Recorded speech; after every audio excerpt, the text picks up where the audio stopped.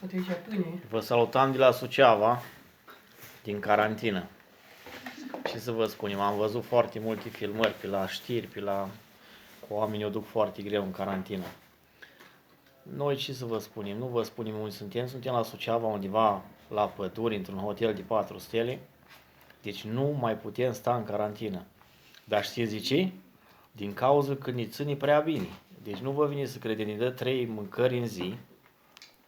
Deci la dimineață ne-o dată un breakfast, o omletă, deci cu roșii, cu foarte, foarte bun. La amiază ne-a dat o supă de legume, dar așa cu sfeclă roșie în ea, foarte bună, acră, foarte gustoasă.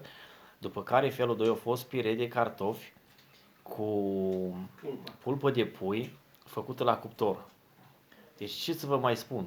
Și acum un pilaf de orez, uitați aici pot să vă dau, cu carne făcută tot la cuptor, așa, cu castraveți murați. Deci nici nu mai putem să mâncăm, pentru că e prea mult și stăm degeaba, nu facem nimica.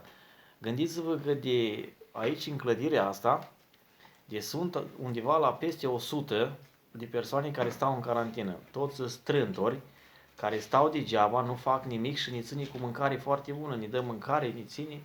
Deci nu mai știm ce să mai facem, în loc să ne scoată la treabă. Noi venim din Marea Britanie, avem case, noi care puteam să stăm singuri, izolați la domiciliu, pe cheltuiala noastră și pe tot a nostru. Dar ne-au adus aici, ne ține degeaba, ne dă mâncare bună, nu ne plângem, deci chiar suntem foarte ținuți foarte bine. Problema e că statul cheltuiește bani pe spatele nostru degeaba. Avem în România copii săraci, familii săraci care nu se descurcă.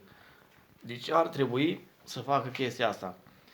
Pe baza la 2-3 fără minte care au fugit din izolare, ăia trebuiau prinși, băgați în carantină și să-și vadă de drum mai departe. Că nu toți fug din carantină, mai suntem și oameni cu capul pe umeri. Mai suntem și oameni cu minți, civilizați. Nu toți fugim din izolare și facem de capul nostru, nu? Ne supunem autorităților, suntem ok, nu suntem nebuni, nu suntem scăpați de sub control, suntem oameni civilizați. Chiar am trăit în țări civilizate 20 de ani. Deci nu suntem chiar disperiat. Din contră, în Marea Britanie, în Germania, peste tot am văzut că oamenii toți sunt izolați acasă. Nu este problemă. Numai pe noi ne aduce aici și ne ține și ne dă mâncare bună. Deci, pentru ce eu nu-mi dau seama.